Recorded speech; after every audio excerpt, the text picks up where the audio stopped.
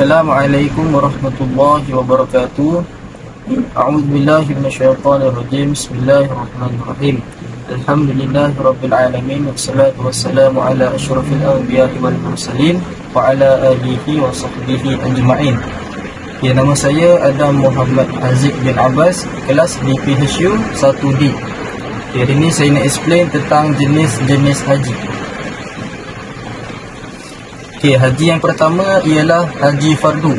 Haji fardu ialah haji yang menjadi satu dari 5 rukun Islam yang wajib dilaksanakan oleh setiap Muslim yang mampu secara fizikal atau kewangan. Dia contoh dia macam solat fardu. Solat fardu ni wajib. Sebab apa? Sebab dia rukun Islam yang kedua. So, benda yang wajib ni, kalau kita tak lakukan, tak akan dapat dosa, dan kalau kita laksanakan, kita akan dapat pahala. Kita akan pergi ke next haji. Haji yang kedua ialah haji badal, juga dikenali sebagai haji niabah dan upah haji. Ia adalah yang ditunaikan oleh seseorang untuk orang lain menurut syarat-syaratnya. Dia contoh haji badal ni, dia haji yang mewakilkan kepada waris atau orang lain bagi menunaikan ibadah haji untuk dirinya disebabkan uzur seperti sakit yang tiada harapan sembuh, atau terlalu tua, atau meninggal dunia sedangkan dia berkemampuan tetapi tidak sempat menunaikan ibadat tersebut ketika masih hidup. Contohnya dia ni tak mampu, atau dia kira sakit kaki, ataupun dia dah nazak, dia boleh wakilkan haji tu dekat orang lain. Sekian dari saya, terima kasih. Kita akan bagi ke next orang. Assalamualaikum warahmatullahi wabarakatuh. Alhamdulillahi rabbil alamin, wassalatu wassalamu ala asyrafil anbiya'i wal mursalin wa ala alihi wa sahbihi ajma'in. Saya Tengku Haikal Fitri Berteku Azli dari kelas di PHU 1B, ingin menerangkan tentang haji sunat. Haji sunat iaitu kita perlu mengetahui apa itu erti sunat. Sunat itu ialah apabila kita melakukannya, kita dapat pahala, dan apabila kita tidak melakukannya, kita tidak berdosa. Juga dikenali tatawuf, ia adalah ibadah haji yang ditunaikan mana-mana Muslim yang mana telah menunaikan haji fardu. Kat sini yang dimaksudkan ialah seperti contoh, apabila kita telah melakukan pertama kali melakukan haji, iaitu dikira seperti haji wajib, haji fardu. Dan apabila kita melakukan haji pada selepas itu, kali kedua, ketiga dan seterusnya, ia sudah dipanggil haji sunat. Haji seterusnya ialah haji nazar. Nazar itu bermaksud perjanjian kita dengan Allah. Haji nazar ialah haji yang wajib ditunaikan oleh seseorang Muslim yang telah bernazar untuk menunaikan haji kerana Allah Subhanahu Wa Taala. Dekat sini haji nazar itu amatlah penting, wajib untuk kita menunaikannya kerana kita telah melakukan satu perjanjian dengan Allah. Kita telah berjanji akan sesuatu, dan perjanjian itu ialah melakukan ibadah haji, dan kita wajib untuk melakukannya. Kalau kita tidak melakukannya, kita akan mendapat dosa yang amat besar, kerana itu adalah perjanjian kita dengan Allah Subhanahu Wa Taala. Assalamualaikum warahmatullahi wabarakatuh. Nama saya Ahmad Haris bin Muhammad Nazri daripada kelas di PHU 1B. Haji seterusnya yang akan saya terangkan ialah haji qada. Haji qada ini ialah haji yang dilakukan oleh seseorang individu bagi mengqada semula haji yang lepas kerana mempunyai masalah tertentu seperti masalah kesihatan yang menyebabkan beliau tidak dapat melaksanakan haji tersebut pada tahun ataupun masa yang telah ditetapkan, maka beliau boleh melakukan haji qada pada masa yang sesuai. Berikut ialah jenis-jenis haji. Seterusnya, saya akan menerangkan tentang cara mengerjakan haji. Antara salah satu cara mengerjakan haji ialah haji ifrad, dengan cara melaksanakan haji dahulu kemudian melaksanakan umrah pada tahun yang sama. Lafaz niat bagi haji ifrad ialah nawaitul hajja wa ahramtu bihi lillahi ta'ala. Sahaja aku mengerjakan haji dan aku berihram dengannya kerana Allah Ta'ala. Sekian sahaja daripada saya. Terima kasih. Bismillahirrahmanirrahim. Alhamdulillahirabbil alamin. Wassalatu wassalamu ala asyrafil anbiya'i wal mursalin wa ala alihi wa sahbihi ajmain. Assalamualaikum warahmatullahi wabarakatuh. Nama saya Muhammad Afiq Aiman bin Abu Bakar dari kelas 1A. Topik yang akan saya bawa ialah haji tamattu'. Apakah haji tamattu'? Haji tamattu' ini ialah mendahulukan umrah dari ibadah haji. Macam mana?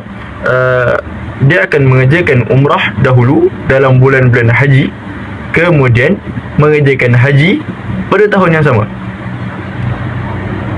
Bagaimanakah perjalanan beliau? Haji ni kita perlu memakai ihram dari miqat dengan niat umrah pada musim haji.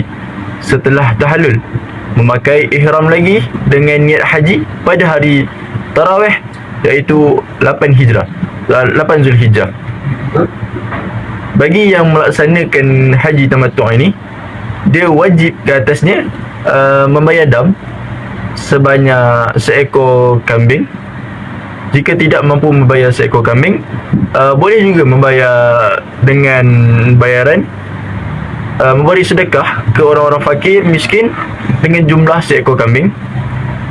Jika tidak mampu juga, boleh berpuasa 3 hari.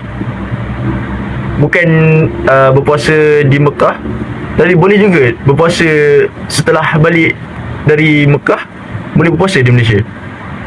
Bagaimanakah lafaz niat haji tamattu' ni? Lafaz niatnya berbunyi begini: nawaitul umrata wa ahramtu bihi lillahi ta'ala. Sahaja aku mengerjakan umrah dan aku berihram dengannya kerana Allah Ta'ala. Terusnya ialah haji qiran. Haji qiran ini terbahagi kepada 2 cara. Di mana cara pertama ialah berniat mengerjakan haji dan umrah serentak dalam bulan haji, kemudian melaksanakan semua rukun dan wajib haji. Umrah pula dikira selesai sebaik sahaja selesai menunaikan haji. Dan mana cara kedua pula ialah berniat mengerjakan umrah sahaja, tetapi sebelum tawaf ia berniat mengerjakan haji dan melaksanakan semua rukun dan wajib haji. Apakah istilah haji qiran ini? Haji qiran ialah haji dan umrah dilakukan secara bersamaan, iaitu memakai ihram dengan niat umrah dan haji sekaligus sampai selesai melontar jamrah Aqabah, dan diikuti dengan bercukur atau memotong rambut tanpa bertahallul setelah selesai umrah. Bagi yang melaksanakan haji qiran ini juga wajib ke atas dirinya untuk membayarkan dam. Damnya sama juga dengan haji tamattu', yang perlu membayar seekor kambing. Jika tidak mampu, boleh membayar fakir miskin makan dengan jumlah kambing. Dan jika tidak mampu juga, boleh berpuasa selama 3 hari. Sekian dari saya serahkan kepada sahabat saya. Terima kasih.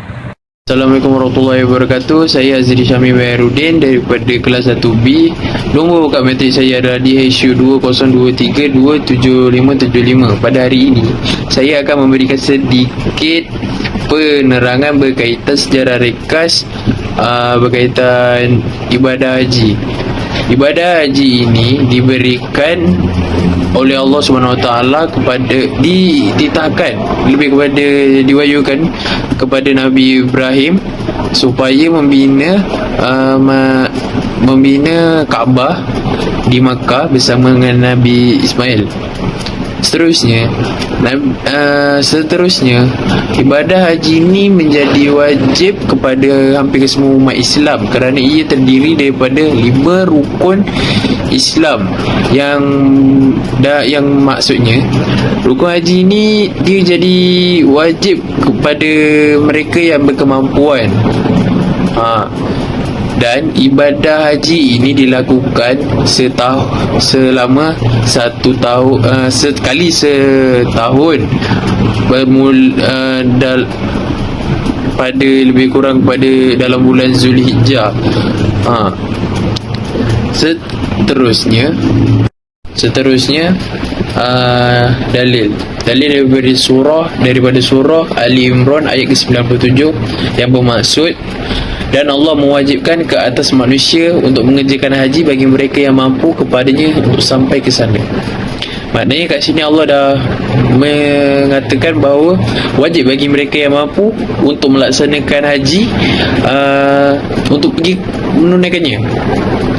Dan perkara ini juga ada dalam hadis yang terdapat di bawah yang bermaksud dari Abu Hurairah radhiyallahu anhu, ia berkata, aku pernah mendengar Nabi bersabda, siapa yang berhaji kepada Allah lalu ia tidak berkata kotor dan berbuat fasik, maka ia kembali seperti hari ketika dilahirkan ibunya. Dekat sini dah nampak sangat yang menunjukkan yang haji ni menjadi wajib kepada mereka yang mampu. Sedangkan Allah pun dah mengatakan ianya wajib bagi mereka yang mampu, dan Nabi juga berkata begitu. Jadi jika kita ada rezeki lebih atau kita ada peluang untuk pergi menunaikannya, kenapa kita tak pergi? Kebanyakan daripada orang kita pada masa kini lebih memilih untuk tak pergi kerana mereka berkata membazir. Kadang-kadang dengan rezeki yang kita ada itu berkemungkinan adalah tanda-tanda Allah memanggil kita untuk pergi menunaikan ibadah haji. Jadi pada kesimpulannya, lakukanlah ibadah haji ini jika kita ada rezeki yang lebih ataupun kita berkemampuan untuk melaksanakan haji ini. Jadi seterusnya adalah untuk kata-kata untuk hari ini. Ajaklah seseorang kepada Islam meski tanpa melalui kata-kata mereka. Tanpa kata-kata. Mereka bertanya, bagaimana caranya? Dia menjawab, dengan akhlakmu. Kata-kata ini telah disampaikan oleh Umar bin Khattab. Okey, sekian daripada saya, daripada grup ni untuk perbincangan pada kami hari ini. Terima kasih kepada kawan-kawan kerana memberikan pendengaran yang agak baik, dan maaf atas kekurangan kami sepanjang membentangkan berkenaan slide pada hari inilah. Okey, semoga yang baik itu datang daripada Allah dan yang buruk itu datang daripada kekurangan diri kami sendiri. Akhirul kalam, terima kasih kepada kawan-kawan semua dan Assalamualaikum warahmatullahi wabarakatuh.